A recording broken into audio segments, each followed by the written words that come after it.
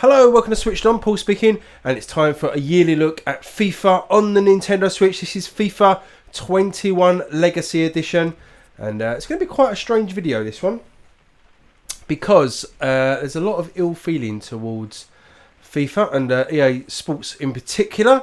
I'm here to give a more balanced opinion on the actual game itself. I'm not here to review the business practices of EA Sports. That's well covered.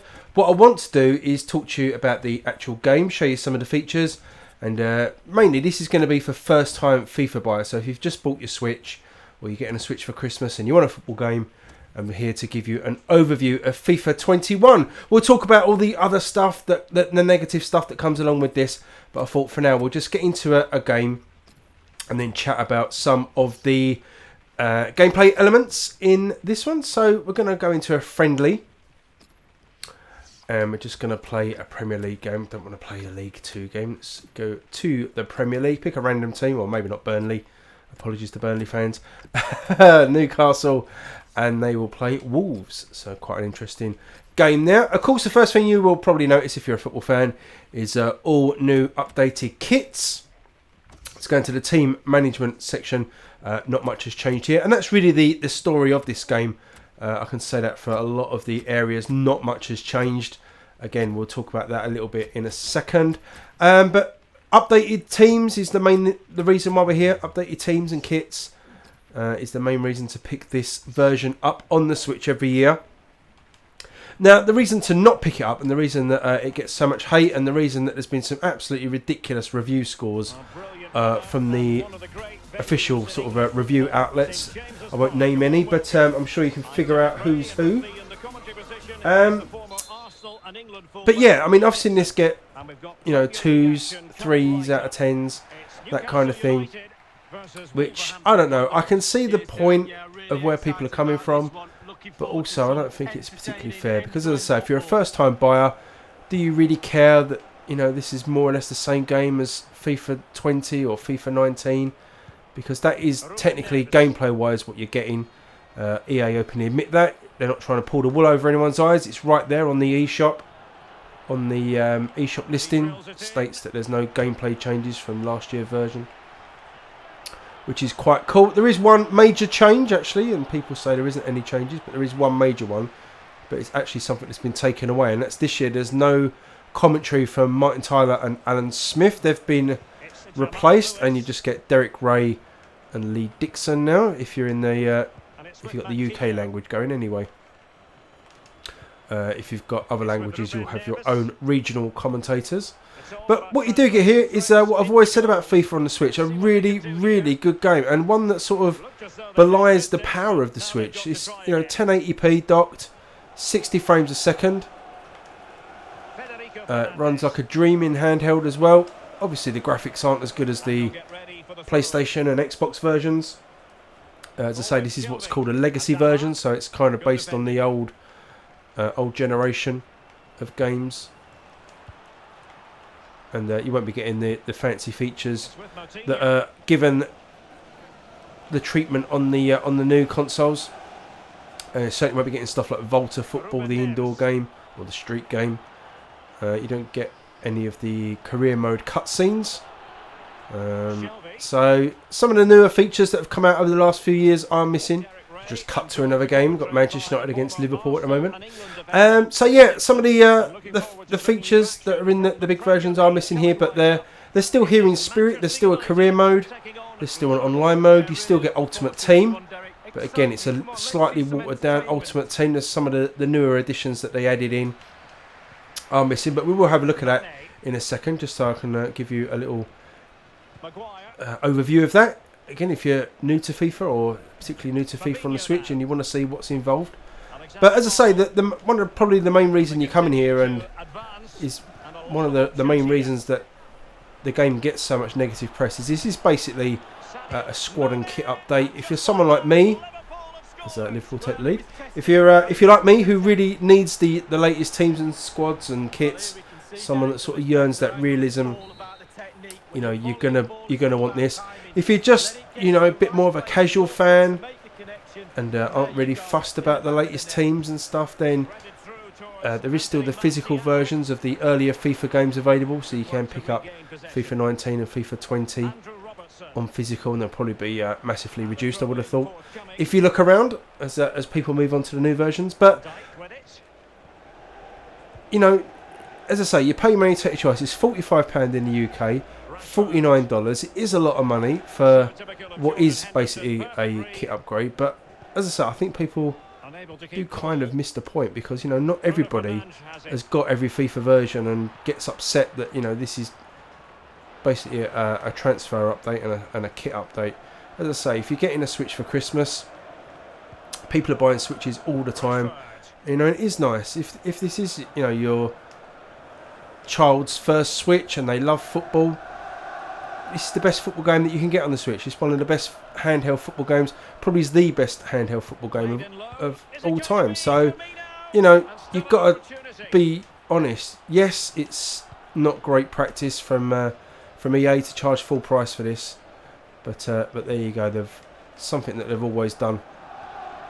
So what we'll just have a couple more minutes of this gameplay. As I say, there's some of the features of gameplay missing that are in the new version. Trying to think of one. The new 1-2 mechanic on the next gen consoles, or the PlayStation 4 and the Xbox One, as we better call them now, the current gen. There's a new 1-2 mechanic where you pass the ball and then you can use the right stick to direct what direction your player runs in. That's missing here, which is a bit of a shame. Would have been nice to have that there, but it's missing. And there is just, you know, it's not quite the same feel. It's a different engine, but it is a really cool football game. If you want to see more gameplay, I sort of launched this channel with a lot of videos of FIFA career mode, and it will kind of give you a good idea of how this one plays in more detail. And what we will do now is just switch over to some of the modes, just see if I can get an effort off. No, it's offside. So we'll switch to some of the modes and have a look what's actually in the game. So you are the main hub screen here, so you can do a quick kickoff, as we were just doing. You've got Ultimate Team level, looking at in a sec. You can play a Champions League, which is quite cool. It's officially licensed with all the anthems and all that kind of thing, the billboards, the scoreboards. So that's really cool. Got career mode. Oh, excuse me. You've got a career mode. You can start a new tournament. You've got skill games, a practice arena, and you can select which player goes in the practice arena. Online mode, I played this a lot on FIFA 20. I would say 9 times out of 10 I found the game really quickly. So the base is there for people to play online. You can also invite your friends to play. And then you've got customization. You can edit your teams. There is sort of a live roster update, so every now and again you can download new transfers and updates from EA. You can create your own players as well for career mode. You can play as a player in your career mode, which is pretty cool. So let's have a look at Ultimate Team. This is one of the modes that people like the best in FIFA, and as I say, it is here, albeit a little bit watered down on the Switch, but you know, there's plenty of options here. You've got single player mode. You can play a single player season. You can do a draft if you get enough draft coins. Squad building challenges. Let's have a look at those, where they will give you sort of a target to aim for, and if you can beat the target, or you know, meet the target, it will give you one of the players that listed there. So you can win a Dominic Calvert-Lewin card. And these are all the different sort of challenges that you can do. Team of the week normally updates as the game's just come out. There's no team of the week at the moment, but there'll be a team of the week every week that will boost the ratings of some of the players with special cards. You can play online seasons or an online draft, online tournament, or you can play friendly seasons, a single match. You can have multiple squads. So my squad's just started at the moment. We're going to open a pack, but here's the store. You can buy new card packs. Transfer market, got 22,000 transfers at the moment. Again, I've seen in some reviews that was sort of laughed at because the Xbox One has got, you know, 1 million transfers on it. Well, you know, Xbox is far more popular for games like FIFA. Not a surprise to me at all. You know, very few online games on the Switch do that well. Oddly enough, I don't know why. It's got good online capabilities, but never seems to be, you know, racing games and fighting games and things like that. Never really seems to be massively populated. So I'm fine with that. 22,000 transfers. You're going to find players that you want. It's not a problem. And then there's leaderboards and your manager tasks, which sort of guide you through the start of Ultimate Team. Tells you what to do. And as you complete those things, you get rewards. So whether coins or packs. Pretty cool. So we're going to open a pack just so you can see what that's like. We've got one sort of introductory pack, a reward pack here. See who we draw. See, you get all the presentation and stuff. We get Park D1. Not great, is it? Got no great players there, really.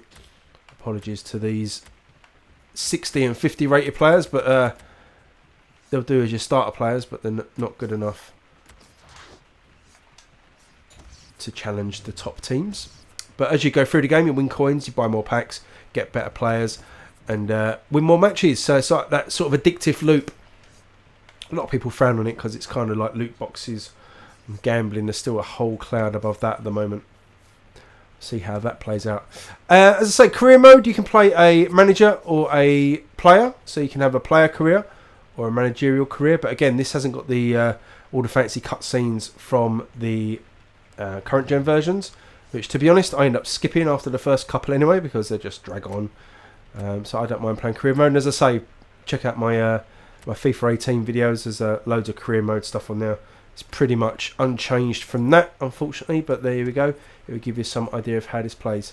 So there you go. That's a brief overview of FIFA 21 on the Switch. I'm not going to poo-poo on it because of it's just a copy and paste from last year.